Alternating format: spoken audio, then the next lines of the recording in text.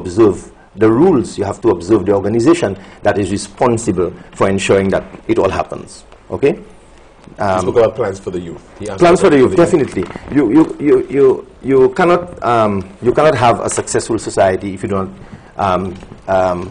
help the development or provide the leadership for the development of the youth.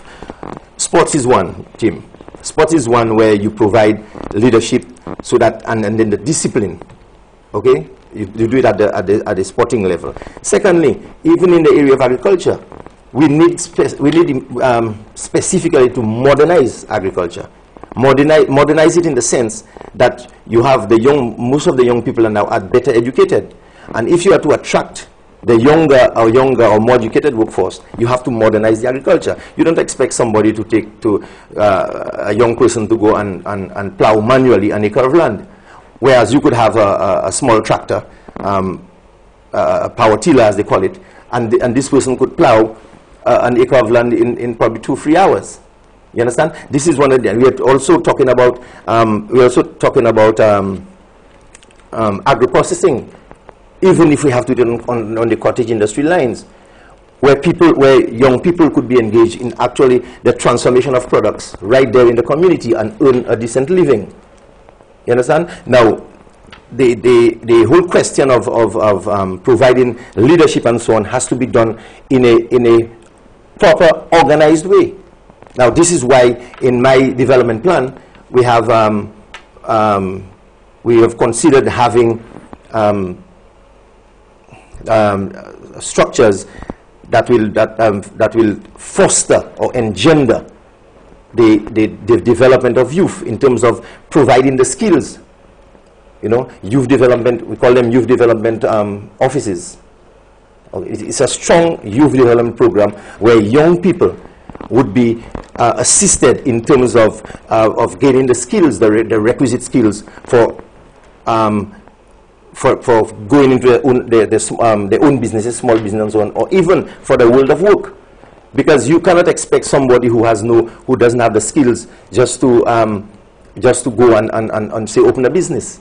But if the way we're going to target youth development is that our youth development program would provide the kind of training to, if in case they want to go into their own business, computer technology. If somebody would like to be involved, and you know, it's almost a must in this day and age that you are computer literate.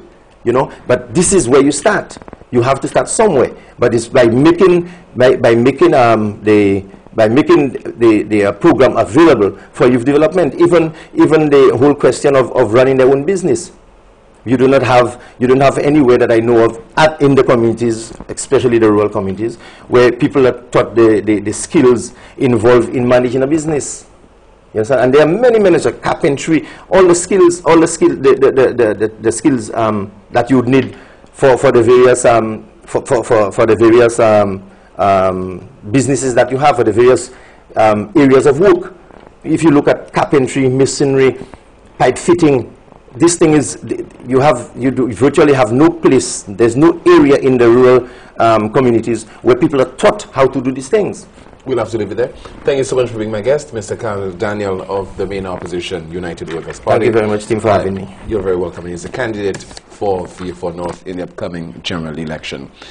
And thank you as always for watching the broadcast, and thank you for your calls. It's now time for the clip that peaked.